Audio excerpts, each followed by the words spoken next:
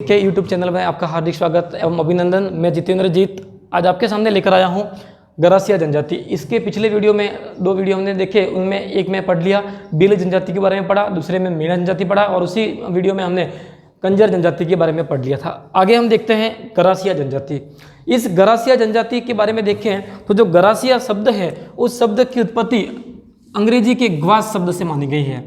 अंग्रेजी के ग्वास शब्द से मानी गई है और ये जो ग्वास शब्द है उस शब्द का अर्थ क्या होता है, तो इस शब्द का अर्थ होता है सर्वेंट या फिर नौकर। तो अंग्रेजी के ग्वास शब्द से उत्पत्ति मानी गई है और जिसका मतलब होता है सर्वेंट या नौकर। यह जनजाति मूलतः हेगा की, तो यह जनजाति राजस्थान में जो आई है वो कहाँ से आई है, तो यह जनजाति मूलतः गुजरात से आई है। तो बताते हैं कि इसकी उत्पत्ति भी गुजरात के बड़ौदा में स्थान पर हुई है। जो बड़ौदा प्राचीन समय में राज्य हुआ करता था, तो उस बड़ौदा राज्य में इसकी उत्पत्ति हुई है। वर्तमान में बड़ौदा गुजरात का एक जिला है, लेकिन पहले बड़ौदा राज्य हुआ करता था अलग से। तो गरासिया जनजाति की उत्पत्ति ग्वास शब्द से हुई है जिसका अर्थ सर्वेंट या नौकर होता है और जिसकी उत्पत्ति भी बड़ौदा राज्य में गुजरात के बड़ौदा में हुई है। इस जाति के बारे में देखें तो राजस्थान में जब जनजाति आई तब यहाँ पर बताते हैं चौहानों के नौकर या सर्वेंट हुआ करते थे ये। अब ये जनजाति निवास मुख्यतः कहाँ स्थान है, तो यह सिरोही जिला पूरा, और सिरोही में भी देखिए सर्वाधिक कहाँ पर रहती है, सिरोही में पिंडवाड़ा के आसपास यह सर्वाधिक निवास करती है। कई बार एग्जामों में आ रखा है कि गरासिया जनजाति मूलतः किस क्षेत्र में निवास करती है, तो गरासिया जनजाति सर्वाधिक किस जिले में, सिरोही जिले में निवास करती है। एक एग्जाम में यह प्रश्न आ रखा है, शायद ये जेल प्रहरी एग्जाम में आ रखा था कि गरासिया जनजाति इनमें से किस जिले में सर्वाधिक निवास करती है, और उस जिले में उस ऑप्शन में सिरोही ऑप्शन था ही नहीं। सिरोही जब ऑप्शन नहीं होगा तो हम मान सकते हैं कि गरासिया जनजाति सर्वाधिक सबसे पहले सिरोही में, सिरोही के बाद में उदयपुर में।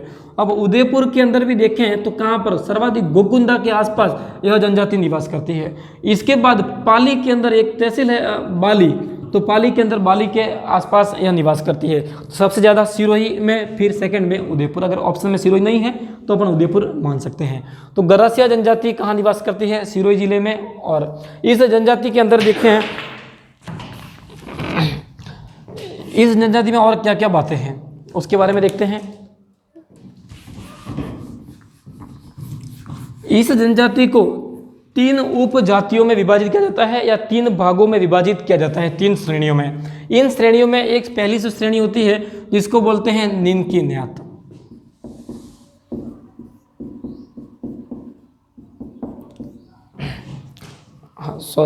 निचली न्यात, निचली न्यात। दूसरी नेनकी न्यात और तीसरी आती है मोटी न्यात। निचली न्यात का मतलब क्या होता है, मतलब ये जो गरासिया जाति है उसमें सबसे निम्न श्रेणी की जो भाग होता है या श्रेणी है इनकी, वो निचली न्यात मतलब निम्न श्रेणी के गरासिया, मध्यम श्रेणी के गरासिया और तीसरे उच्च श्रेणी के गरासिया।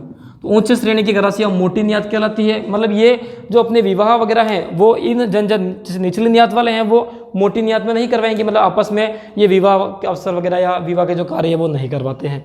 तो गरासिया जनजाति के 3 उपभाग है अलग। इस जनजाति में विवाह की बात करें तो जो यह राजस्थान की ऐसी जनजाति है जिसमें अपने जीवन साथी का चयन कैसे होता है। तो इस जनजाति में जीवन साथी का चयन करने के लिए ये लोग क्या करते हैं, एक मेले में जाते हैं और मेले के द्वारा ये अपने जीवन साथी का चयन करते हैं। मेले का नाम होता है मनखोरा मेला। मनखोरा मेला। नक्की झील माउंट आबू पर यह मेला पड़ता है। नक्की झील इनका पवित्र झील मानी गई है जिसके अंदर अपने मृत्यु के बाद अस्थियां विसर्जित करवाई जाती है। इस झील में अस्थियां विसर्जित करते हैं नक्की झील में। नक्की झील के बारे में काफ़ी लंबी कहानियां बताई जाती है। इसका अपने हाथ के नाखूनों के द्वारा इसका निर्माण किया गया है और मनखोरा मेला वहीं भरेगा। तो इस मनखोरे मेले में ये लोग अपने जीवन साथी का चयन करते हैं, जीवन साथी का चयन। अब जीवन साथी का चयन किस मेले के द्वारा, मनखोरा मेला।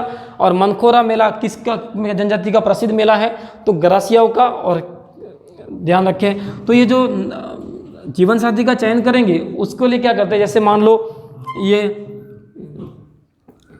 जीवन साथी का चयन करेंगे, ये कोई लड़का है, इस लड़के को या लड़की अगर पसंद आ गई तो ये क्या करेंगे, तो लड़के को लड़की पसंद आ गई तो हो सकता है ये यहाँ से ही भगा कर ले जाए। अगर भगा कर ले जाता है तो इसमें ये लोग इनको ताड़ना विवाह के नाम से जानते हैं, ताड़ना विवाह। तो ये विवाह का एक प्रकार है इनमें, ताड़ना विवाह। तो मान लो किसी मेले के द्वारा किसी लड़की को सीधा भगा के ले जाते हैं, जिसको ताड़ना विवाह कहते हैं। और देखें इस जनजाति के अंदर कृषि कार्य का एक प्रकार होता है, इस कृषि का नाम होता है वालरा कृषि। वालरा कृषि। अब वालरा कृषि क्या है, तो मान लो कोई स्थान है, इसमें बहुत सारे पेड़ पौधे हैं, इन पेड़ों को ये काटेंगे, काटने के बाद यहाँ पर खेती करेंगे और इस खेती करने के बाद ये जो उपजाऊता नष्ट हो जाएगी, इस स्थान को छोड़ देंगे, फिर दूसरी जगह जाएंगे, इन पेड़ों को फिर काटेंगे। तो इस तरह जो कृषि की जाती है, जिस कृषि का नाम होता है स्थानांतरित कृषि। और इस स्थानांतरित कृषि को दक्षिणी भारत के अंदर जूमिंग कृषि के नाम से जाना जाता है। जो जूमिंग कृषि असम वगैरह में सर्वाधिक होती है। तो इस जूमिंग कृषि में क्या होता है, स्थानांतरित कृषि, एक दूसरे स्थान पर जाकर कृषि करना। तो यह कृषि गरासिया जनजाति में भी की जाती है और जिसे ये लोग क्या कहते हैं, वालरा कृषि कहते हैं। तो वालरा कृषि का संबंध किससे है, गरासिया जनजाति से। वालरा कृषि क्या है, तो स्थानांतरित कृषि है। और यह कृषि की जो फसल होती है, इस फसल पकने की खुशी में गरासिया जनजाति के द्वारा एक नृत्य किया जाता है, जिस नृत्य का नाम होता है वालर नृत्य। तो वालर नृत्य कौन करेगा, गरासिया जनजाति द्वारा, और फसल पकने की खुशी में। ये एक एग्जाम में आ रखा है शायद बीएसटीसी के एग्जाम में, प्री बीएसटीसी एग्जाम में, कि निम्न में से गणगौर के अवसर पर कौन सा नृत्य किया जाता है, यह प्रश्न पूछा था। तो वैसे हालांकि गरासिया जनजाति द्वारा गणगौर के अवसर पर गौर नृत्य किया जाता है, लेकिन उस ऑप्शन में गौर नृत्य नहीं था, जबकि वालर ऑप्शन था। तो वालर ऑप्शन भी यहाँ पर सही माना गया। अब वालर सही क्यों माना, क्योंकि जो फसल पकती है वो होली के बाद ही पकती है फसल, और होली के बाद पकेगी तो गणगौर के अवसर के आसपास पकती है, जिस कारण गणगौर के अवसर पर भी इस नृत्य को माना जाता है। लेकिन इस नृत्य का मुख्य उद्देश्य क्या है, तो वालरा फसल पकने की खुशी में किया जाता है नृत्य, गणगौर वालर नृत्य। इनमें और नृत्य की बात करें तो एक गौर नृत्य होता है जो गणगौर के अवसर पर किया जाता है। एक नृत्य होता है मांदल नृत्य, और इस मांदल नृत्य में मांदल वाद्य यंत्र को साथ में लेकर नृत्य किया जाता है। एक नृत्य होता है कूद नृत्य, जो कूदते हुए फसल पकने की खुशी में किया जाता है।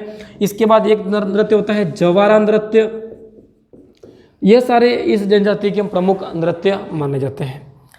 जवारा नृत्य है वो आगामी वर्ष की भविष्यवाणी करते हुए किया जाता है, जवारा नृत्य। आगे और देखें गरासिया जनजाति के बारे में, तो गरासिया जनजाति के अंदर देखा जाए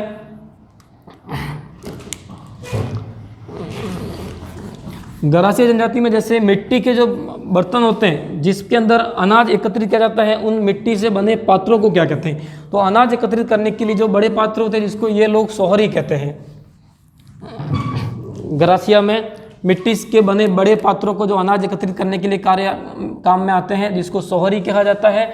इसके बाद देखें कि इनके जो मृत्यु के बाद जो स्मारक बनाए जाते हैं, इन स्मारकों को ये हुर्रे कहते हैं। तो स्मारक क्या कहलाएंगे, तो स्मारक हुर्रे कहलाएंगे।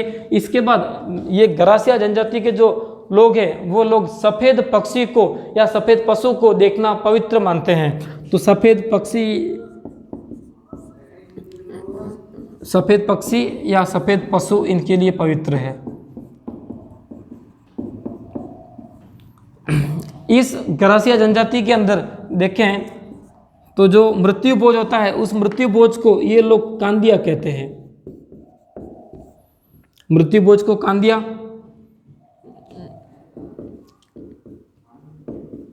और देखें तो गरासिया में जो शव होता है, उस शव को ये सफ़ेद कपड़े में लपेटकर जलाने की प्रवृत्ति है। इसमें सफ़ेद कपड़े में दफनाया जाता है, सफ़ेद कपड़े में।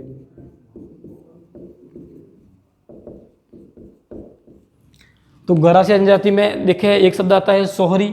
सोहरी का मतलब क्या है, तो सोहरी जो होती है वो मिट्टी का बना एक पात्र है जो अनाज एकत्रित करने के लिए काम में आता है। और इनमें जो हुर्रे होते हैं वो मृत्यु के बाद बनाए जाने वाले स्मारक होते हैं। और सफ़ेद पक्षी या पशु को देखना ये पवित्र मानते हैं। इसके अंदर जो मृत्यु भोज होता है उसको ये कांदिया कहते हैं, और शव को सफ़ेद कपड़े में लपेटा जाता है। और देखें इनके बारे में, गरासियाओं के बारे में,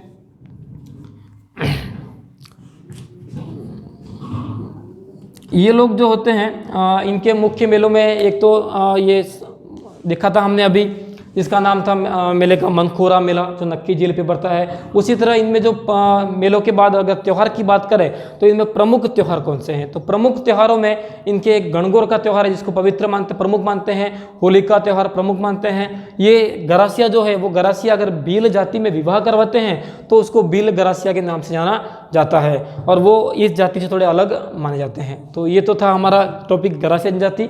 इसके बाद आगे देखते हैं हम नई जनजाति।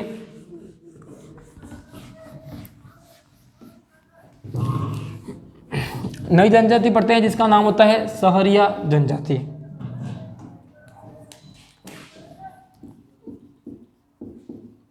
सहरिया जनजाति। अब सहरिया जनजाति के बारे में देखें तो सहरिया जनजाति में एक शब्द आता है सहर। सहरिया शब्द की उत्पत्ति संस्कृत के सहर शब्द से मानी गई है। इस सहर शब्द का मतलब क्या होता है, तो सहर शब्द का मतलब है जंगल। तो जंगल में निवास करने वाली जाति क्या कहलाती है, सहरिया। और सहरिया जनजाति जो है वो मुख्यतः कहाँ निवास करती है, तो यह 12 जिले के, तो 12 जिले में देखें तो 2 तहसीलें हैं, एक का नाम है किशनगंज और शाहाबाद। 12 जिले के किशनगंज व शाहाबाद तहसीलों में यह जनजाति निवास करती है। और इस जनजाति में देखें तो यह राजस्थान की एकमात्र आदिम जनजाति है। तो भारत सरकार द्वारा जो 10 आदिम जनजातियाँ घोषित की गई, उन 10 आदिम जनजातियों में सहरिया जनजाति निवास करती है। वर्तमान में बताते हैं अभी भी जंगलों में रहते हैं, लेकिन ऐसा इनमें डेवलपमेंट हुआ है, अभी तक तो ऐसा नहीं है कि अभी भी जंगलों में रह रहे हैं, लेकिन आदिम जनजाति में घोषित किया गया है। तो ये राजस्थान की एकमात्र आदिम मतलब प्राचीन जनजाति है, पिछड़ी हुई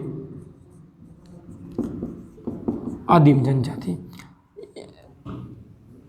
ग्रामीण स्तर में एक कार्य चलता है जिसका नाम होता है मनरेगा,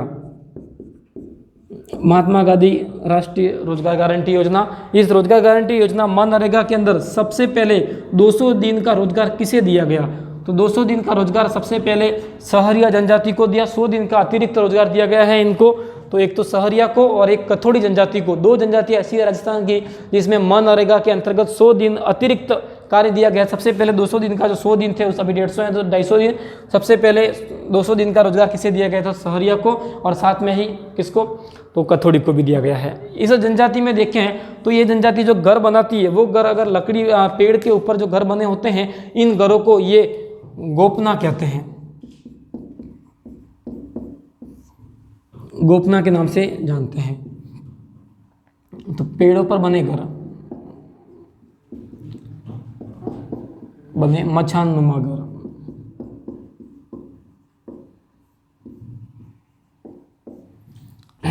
इन गरासियों का आदि पुरुष किसे कहा जाता है, बताते हैं कि जो सहरिया जनजाति है वो जनजाति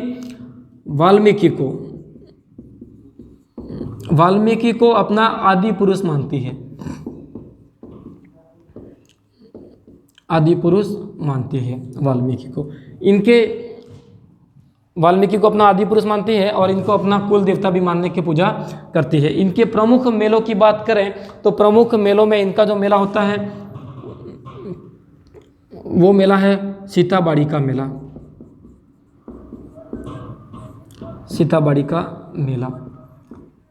सीताबाड़ी का मेला है वो ज्येष्ठ अमावस्या के दिन बढ़ता है और यह मेला सीताबाड़ी का मेला 12 जिले में बढ़ता है। सीताबाड़ी का मेला 12 में। यह मेला सहरिया जनजाति का कुंभ के नाम से जाना जाता है और यह बढ़ेगा ज्येष्ठ अमावस्या के दिन बढ़ेगा। इनका मुख्य व्यवसाय क्या है, तो यह जंगलों पर आश्रित जनजाति है, जंगलों पर आश्रित। तो राजस्थान की कौन सी जनजाति पूर्णतः जंगलों पर आश्रित है, तो सहरिया और कथोड़ी जनजाति जो पूर्णतः अभी भी जंगलों पर आश्रित है, तो उसमें ये भी आती है। अब इनके बारे में देखें इनमें कौन कौन से नृत्य होते हैं, और तो नृत्यों की बात करें तो एक नृत्य होता है जिस नृत्य का नाम होता है इंद्रपुरी नृत्य। ये भगवान इंद्र को खुश करने के लिए, वर्षा के लिए नृत्य करते हैं जिसका नाम होता है इंद्रपुरी नृत्य। एक नृत्य होता है झेला नृत्य और एक आता है इनका मुखोटा नृत्य। तो ये इनके प्रमुख नृत्य है। तो सहरिया जनजाति के बारे में देखें तो वापस देखें, सहरिया जनजाति जो सहरिया शब्द है उसकी उत्पत्ति शहर शब्द से हुई है। यह निवास कहाँ करती है, तो बारां जिले के किशनगंज व शाहाबाद तहसीलों में यह मुख्यतः निवास करती है और यह राजस्थान की सबसे एकमात्र आदिम जनजाति है। तो भारत की जो 10 आदिम जनजातियाँ हैं उसमें यह शामिल है। इस जनजाति को मनरेगा में सर्वप्रथम 200 दिन का रोजगार दिया गया। वर्तमान में 100 दिन अतिरिक्त दिए जाते हैं, किसको, सहरिया को और कथोड़ी को। इसके बाद इनके घरों को, पेड़ों पर बने मचाननुमा घरों को ये लोग गोपना कहते हैं और इनके जो वाल्मीकि है उसको आदि पुरुष कहा जाता है या फिर कुल देवता के नाम से जानते हैं। इनके आराध्य देवता तेजाजी हुआ करते हैं। बांसी दुगारी का जो मंदिर है तेजाजी का, बांसी दुगारी बूंदी में, उस मंदिर को ये अपना प्रमुख स्थान मानते हैं। और सीताबड़ी का मेला 12 में पड़ेगा और केलवा 12 में पड़ता है, ये केलवाड़ा 12 में। और जंगलों पर यह आश्रित है जनजाति। और देखें इसमें प्रमुख नृत्य कौन कौन से होते हैं, तो इंद्रपुरी नृत्य, जेला नृत्य और मुखोटा नृत्य इनके प्रमुख नृत्य माने जाते हैं। तो ये तो थी सहरिया जनजाति।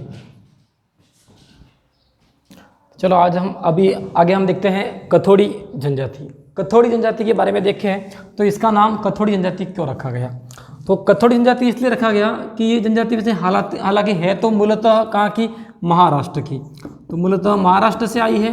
तो महाराष्ट्र से राजस्थान में आई।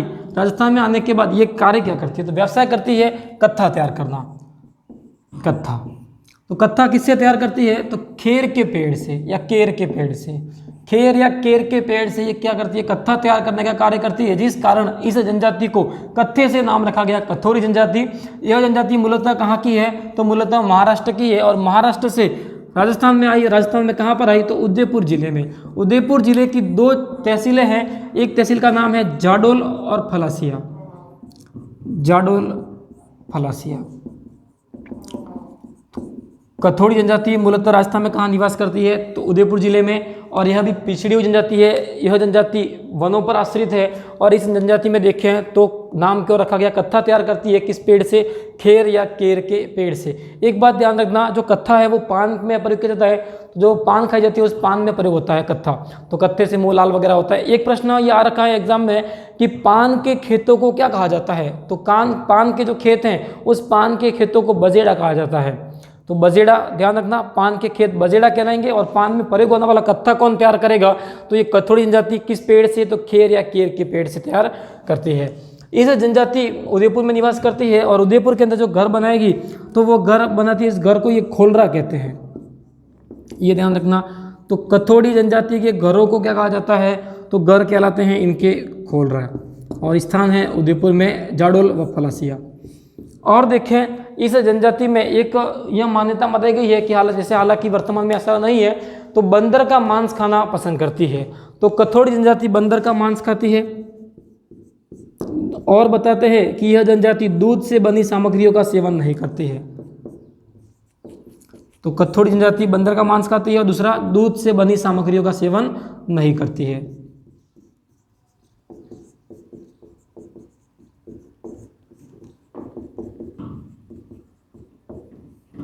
सेवन नहीं करती है।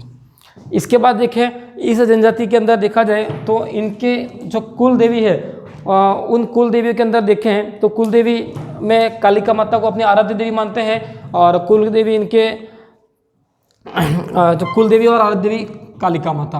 अब कोई व्यक्ति अगर बीमार होता है, तो कोई व्यक्ति बीमार होगा तो ये क्या करेंगे कि जंगलों को जला देते हैं। बीमार होने पर जंगलों को जला देते हैं। अब जंगलों को जलाने के पीछे कारण क्या है, तो जंगलों को जला देंगे ताकि वहाँ धुएं की वजह से आसपास का वातावरण शुद्ध हो जाएगा। और जंगलों में कई तरह की जड़ी बूटियाँ होती है जिससे वातावरण है वो स्वच्छ रहता है। तो जंगलों को जला देते हैं क्यों, किसी व्यक्ति के बीमार होने पर जंगलों को जलाया जाता है क्यों, तो कालिका माता को खुश करने के लिए जंगलों को जलाने का कार्य करते हैं। अब आगे देखें इस कथोड़ी जनजाति के प्रमुख नृत्यों के बारे में। तो इस जनजाति के द्वारा 2 प्रकार के मुख्य नृत्य होते हैं। एक नृत्य होता है मावलिया नृत्य, मावलिया नृत्य। दूसरा होता है होली नृत्य। तो होली नृत्य तो पुरुषों द्वारा किया जाता है होली के अवसर पर, जबकि मावलिया नृत्य है वो महिलाओं के द्वारा नवरात्रि के अवसर पर एक दूसरे के कंधों पर चढ़कर पिरामिड नुमा आकृति बनाते हुए किया जाने वाला नृत्य मावलिया नृत्य कहलाता है। तो एक दूसरे के कंधों पर चढ़कर पिरामिड नुमा आकृति बनाते हुए किया जाने वाला नृत्य मावलिया नृत्य। एक वाद्य यंत्र आता है जिस वाद्य यंत्र का नाम होता है पावरी। ये पावरी ध्यान रखना। पावरी क्या है? तो पावरी एक वाद्य यंत्र है, जो वाद्य यंत्र तुम्बे से, जो लौकी का तुम्बा होता है उस तुम्बे से बनाया जाता है और इसमें मोर पंख वगैरह लगाए जाते हैं और काफ़ी मधुर ध्वनि होती है इसकी। तो कथोड़ी जनजाति के बारे में देखें, यह जनजाति मूलतः कहाँ की है? महाराष्ट्र की है। महाराष्ट्र से राजस्थान के उदयपुर जिले में जाडोल व फलासिया तहसीलों में आई और यहाँ पर निवास करने के लिए रह गई। यह क्यों आई? तो यह अपना व्यवसाय देख ढूंढने के लिए आई थी। और यह क्या करती है? तो खेर या केर के पेड़ से कत्था तैयार करती है, जिस कारण नाम कथोड़ी पड़ा। और इस जनजाति के जो गर होते हैं वो गर खोलरा कहलाते हैं। यह जनजाति बंदर का मांस खाना पसंद करती है और दूध से बंधी सामग्री का सेवन नहीं करती है। इस जनजाति में एक जो कुलदेवी है वो कालिका माता को मानते हैं और किसी व्यक्ति के बीमार होने पर यह जंगलों को जला देते हैं, ताकि बताते हैं कालिका माता प्रसन्न होती है और इस बीमारी का नष्ट और अंत होता है। और देखिए आगे, तो जो पावरी होता है वो पावरी क्या है? तो इनका एक वाद्य यंत्र है, जिस वाद्य यंत्र को लौकी के तुम्बे से बनाया जाता है और इस वाद्य यंत्र का प्रयोग ये अपने त्योहारों वगैरह पे करते हैं, तो पावरी कहते हैं जिसको। और इनके दो प्रमुख नृत्य हैं, एक नृत्य का नाम होता है मावलिया नृत्य, दूसरा होली नृत्य। तो ये तो था कथोड़ी जनजाति। अब आगे देखते हैं हम नई जनजाति, और नई जनजाति है डामोर जनजाति। डामोर जनजाति के बारे में बात करें तो डामोर जनजाति कहाँ पर रहती है? तो डामोर जनजाति है मूलतः ये गुजरात से आई है और गुजरात से आने के बाद कहाँ निवास है? तो डूंगरपुर जिले के सिमलवाड़ा तहसील में यह सर्वाधिक निवास करती है यह जनजाति, डामोर जनजाति। डामोर जनजाति, यह जनजाति बताते हैं कि डम्मरिया, मतलब डूंगरपुर जिले को प्राचीन समय में डम्मरिया के नाम से जानते होंगे ये लोग, और जिस कारण डामोर नाम रखा। और यह डूंगरपुर जिले में सर्वाधिक रहती है। डूंगरपुर जिले के अंदर भी सिमलवाड़ा तहसील में निवास करती है। यह जनजाति मूलतः कहाँ से आई है? तो गुजरात से आई है। यह बताते हैं राजस्थान की एकमात्र जनजाति है जो वनों पर आश्रित नहीं है। तो वनों पर आश्रित नहीं है तो कार्य क्या करेगी? तो इनका मुख्य व्यवसाय क्या है? तो एक तो कृषि करना और दूसरा पशुपालन करना। कृषि व पशुपालन इनका मुख्य व्यवसाय है। और आगे देखें इस जनजाति में, तो यह जनजाति एक दिवाली के अवसर पर जो पशु है उन पशुओं की पूजा करती है, जिसको चाड़िया प्रथा के नाम से जानते हैं ये लोग। तो चाड़िया प्रथा, और चाड़िया प्रथा कहलाती है कि दिवाली के अवसर पर पशुओं के सींगों पर रंग रोगन करना, उनके सजावट करना और उनकी पूजा करना होता है। डामोर जनजाति के बारे में देखें तो इनका मुख्य मेला कौन सा है? तो इनके दो मेले मुख्य होते हैं। सबसे बड़ा मुख्य मेला पंचमहल में छेला बावजी का मेला पड़ता है।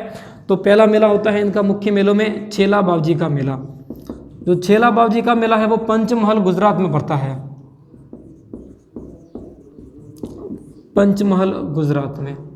दूसरा इनका राजस्थान में पड़ने वाला सबसे बड़ा मेला कौन सा है अगर ऐसा पूछे तो वो मेला होता है रेवाड़ी ग्यारस का मेला। रेवाड़ी ग्यारस का मेला जो पड़ता है वो पीठ डूंगरपुर में पड़ता है, पीठ डूंगरपुर में। तो डूंगरपुर जिले में पीठ करके एक पीठ गांव है, यहाँ पर ये मेला पड़ता है। तो हम देखते हैं डामोर जनजाति के बारे में। और इस जनजाति में एक प्रथा ये भी है कि ये जो पुरुष होते हैं वो महिलाओं की तरह आभूषण पहनना पसंद करते हैं। तो डामोर जनजाति के जो पुरुष है वो भी महिलाओं की तरह आभूषण पहनते हैं। महिलाएं पहनती है आभूषण, लेकिन साथ में पुरुष भी आभूषण पहनते हैं। तो डामोर जनजाति मूलतः है कहाँ की? गुजरात की। गुजरात से कहाँ पर आई? डूंगरपुर जिले के सिमलवाड़ा तहसील में सर्वाधिक निवास करती है और इनका मुख्य व्यवसाय कृषि व पशुपालन है। इस जनजाति में एक चाड़िया प्रथा होती है, जो दिवाली के अवसर पर पशु पक्षियों की पूजा की जाती है, उनकी सींगों को रंगा जाता है, उनको श्रृंगार किया जाता है, इसको चाड़िया प्रथा कहते हैं। और यहाँ पर पुरुष होते हैं वो आभूषण पहनते हैं। इनके मुख्य मेलों की बात करें तो छेला बावजी का मेला पंचमहल गुजरात में भरेगा, दूसरा रेवाड़ी ग्यारस का मेला पीठ डूंगरपुर में भरेगा। तो ये तो थी छोटी सी सामान्य जनजाति जिसका नाम था डामोर जनजाति।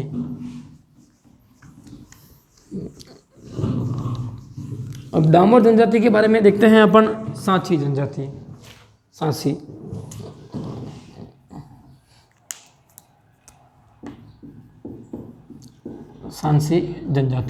सांसी जनजाति है ये, बताएं इनके बारे में देखें तो एक व्यक्ति था सांसमल। इस सांसमल के नाम से इस व्यक्ति की जनजाति का नाम पड़ा सांसी जनजाति। और इस जनजाति का मूल स्थान कौन सा है? तो ये भरतपुर के आसपास पाई जाती है। तो भरतपुर के आसपास ये जनजाति पाई जाती है। इस जनजाति के बारे में देखें तो इस जनजाति में एक बाखर बावजी होते हैं, बाखर बावजी। बाखर बाव जी ये इनके आराध्य देवता माने जाते हैं, आराध्य देवता। तो सांची जनजाति कहाँ निवास करती है? भरतपुर में। नाम सांसमल व्यक्ति के नाम पर पड़ा और बाखर बाव जी इनके आराध्य देवता। ये कार्य भी चोरी करने का ही करते हैं। तो ये जनजाति है वो चोरी करने को अपनी कला मानता है, चोरी करने को एक विद्या या कला मानता है। और इसके बाद देखें और तो इस जनजाति में एक रस्म होती है जिस रस्म का नाम होता है कुकड़ी रस्म, कुकड़ी रस्म। इस जनजाति के अंदर यह प्रथा है कि लड़की के चरित्र के परीक्षा लेने के लिए यह रस्म की जाती है। तो वधू की तो चरित्र की परीक्षा ली जाती है, उसके लिए यह रस्म होती है कुकड़ी रस्म। और एक यहाँ पर यह भी मान्यता है कि इस जनजाति के अंदर विवाह के अवसर पर चवरी जो मंडप होता है वो मंडप नहीं बनाकर एक लकड़ी का डंडा रोपा जाता है और उस डंडे के चारों ओर 7 फेरे लगाकर यह जनजाति पूर्ण की जाती है। यह विवाह की रस्म होती है। तो डंडा रोपेंगे और डंडे के चारों ओर क्या करेंगे? 7 फेरे लेंगे और चवरी या मंडप जो है वो उसका निर्माण नहीं करेंगे। तो ये थी हमारे सांची जनजाति। तो राजस्थान की जनजाति का जो टॉपिक था वो यहाँ पर खत्म होता है। उम्मीद करता हूँ आपको समझ आया होगा और अच्छा लगा आपको। तो इस हमारे चैनल को सब्सक्राइब कीजिएगा, अपने दोस्तों में शेयर कीजिएगा वीडियो को और अधिक से अधिक फ़ायदा उठाइएगा। और रीट की तैयारी कर रहे हो, पटवारी की कर रहे हो और कांस्टेबल की कर रहे हो, जो भी आप तैयारी कर रहे हो उस तैयारी को लॉकडाउन में घर पर रहें और घर पर रहते हुए इन अधिक से अधिक वीडियो को देखें। और हम कोशिश करेंगे कि रोज़ प्रतिदिन एक नए 1-2 वीडियो डालते रहेंगे आपके लिए। और धन्यवाद।